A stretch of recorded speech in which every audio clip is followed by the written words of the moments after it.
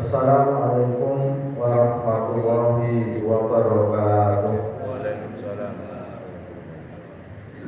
Al-Fatihah. A'udzu billahi minasyaitonir rajim. Bismillahirrahmanirrahim. Alhamdulillahirabbil alamin. Arrahmanir rahim. Maliki yaumiddin. Iyyaka na'budu wa iyyaka nasta'in. Ihdinas siratal mustaqim.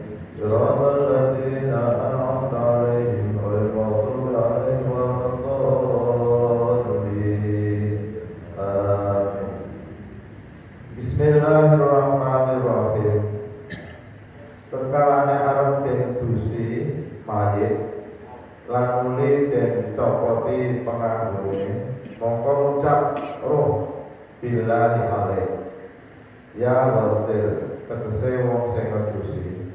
Aja seru-seru oleh nyopoti pengangguku. Krana labete tatune najak metune roh durung irah, mongko tekalane den sirami banyu, mongko ngucap roh billahi alaih. Ya wasil, tegese wong sing ngedusi. Aja ngesokke sira ing banyu kang panas, lan aja kang banget adune. Krana jasad ingsun entes koboh saking metune roh. Mongko tekalane den kosoki, mongko ucap roh billahi alaih. Ya wasil, tegese wong sing ngedusi. Aja seru-seru oleh ngosoki ingsun, krana jasadku padha tatu kelawan sebab metune roh. Mongko tekalane wis rampung saking ngedusi lan den selahake ing dalem kapan lan den taleni delapakane loro, mongko undang-undang roh sekabehane makhluk padha krungu liyane jin lan manungsa. Ya wasil, wong sing ngedusi. Aja kok bungkus rahiku lan sirahku, supaya aku ningali raine ahliku lan raine kerabat-kerabatku. Krana setuhune dina iki akhire olehku ningali ahli-ahliku. Mongko dina iki awit pisah ingsun tumungka dina kiamat. Mongko tekalane den entokake mayit saking omahe, mongko undang-undang roh. Ya jamaah, wong sing do takziah, aja kesusu sira kabeh hingga aku pamit ing omahku lan ahliku lan tangga-tanggaku lan keluargaku.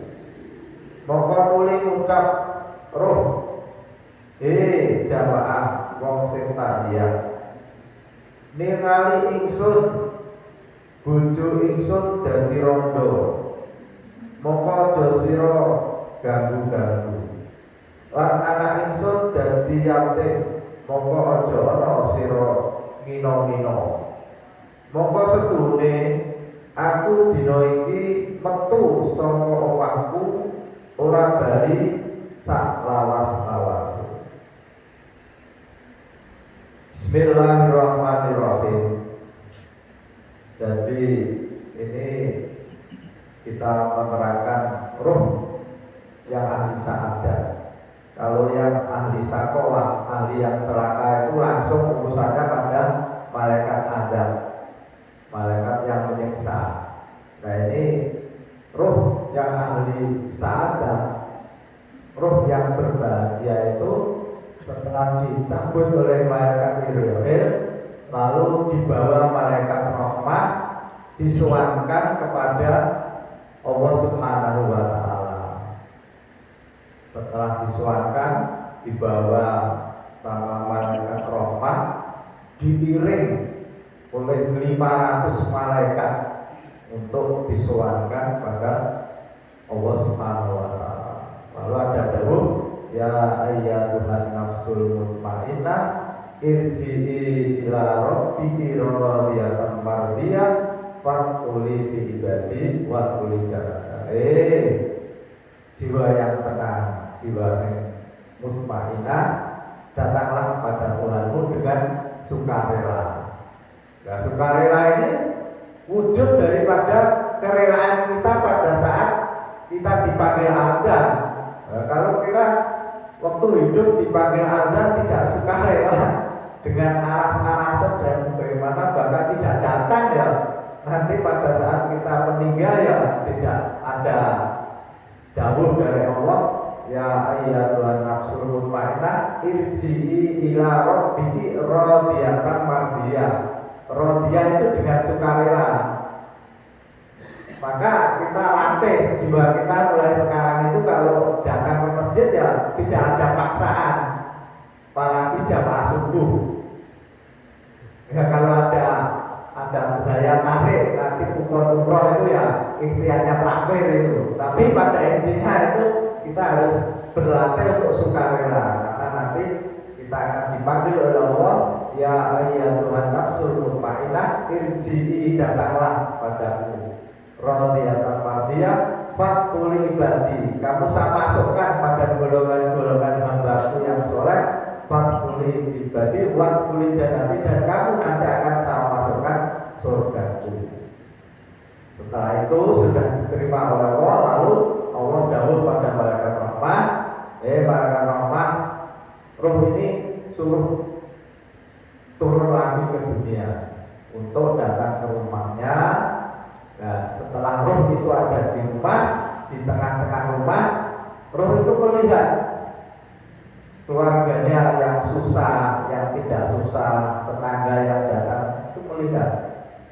Nah, kalau sekarang itu agak mudah dengan teknologi itu bisa dianalogikan. Analoginya gimana ya? Seperti kita melihat siaran langsung. Misalnya, wah Pak Udawi ini nendang bola meleset. Tapi kan Pak Udawi tidak lihat saya. Tapi saya tahu Pak Udawi lihat saya. Kalau saat saya ketemu Pak Udawi kemarin main bola, tinggal ngebulnya kok susah. Benar kok besok aku lihat siaran langsung. Nah, begitu juga di saat roh itu datang ke rumah, roh itu melihat keluarga semuanya itu, yang takziah, tetangga-tetangga, anaknya yang menangis, istrinya yang menangis, itu tahu semuanya. Ini roh yang ahli saada. Kalau roh yang sakowa, yang tercela, atau roh yang tersiksa, yang menderita, itu urusannya udah beda, langsung dibawa malaikat ada, udah urusannya di penjara, tidak akan datang ke rumah. Tapi ahli yang saada itu diberi fasilitas oleh Allah, itu bisa datang ke rumah dan dia melihat langsung keluarganya, tetangganya yang datang. Pada saat jasadnya itu mau dimandikan, roh ini berkata, orang yang memandikan, kamu pada saat melepas pakaianku pelan-pelan, karena jasad saya ini masih ada rasa sakit. Ya ini Mbak Kiai kok bisa cerita seperti ini? Ya karena Mbak Kiai punya HP, jadi tidak ada komunikasi. Nah kita kan tidak punya HP, sehingga tidak bisa komunikasi dengan.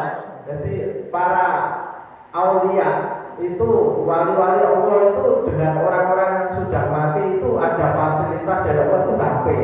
Jadi ada komunikasi langsung, seperti kita punya HP bisa komunikasi dengan orang-orang yang punya HP. Nah kita ini tidak punya HP sehingga tidak tahu. Makanya oleh Mbak Kiai di kitab ini diterangkan, karena Mbak Kiai itu paham betul ada HP-nya itu, sehingga tahu mayit pada saat roh ada di rumah itu apa yang dikatakan itu diketahui. Pada saat jasad itu sudah dilepas pakaiannya, lalu Roh itu melihat lagi pada saat yang memandikan mau menuangkan air, itu pesan juga, hei orang yang memandikan, jangan kau siram air yang panas atau air yang dingin, air yang biasa saja. Jadi ini pelajaran bagi kita, barangkali nanti kita menghadapi siapalah atau tentang keluarga kita, apalagi orang tua kita, itu kita dididik oleh Mbak Kiai itu ya, kalau ikut memandikan ya kita muliakan, misalnya ayah kita, ibu kita, melepas ya pelan-pelan, itu tarik terus menuangkan air ya pelan-pelan, air yang biasa saja, tidak panas, tidak dingin. Lalu setelah selesai dituangkan air, sudah bersih semuanya, kita pada saat gosok-gosok itu, Roh mengatakan jangan keras-keras, gosok-gosok, pelan-pelan saja, karena jasad saya masih bekas keluarga roh.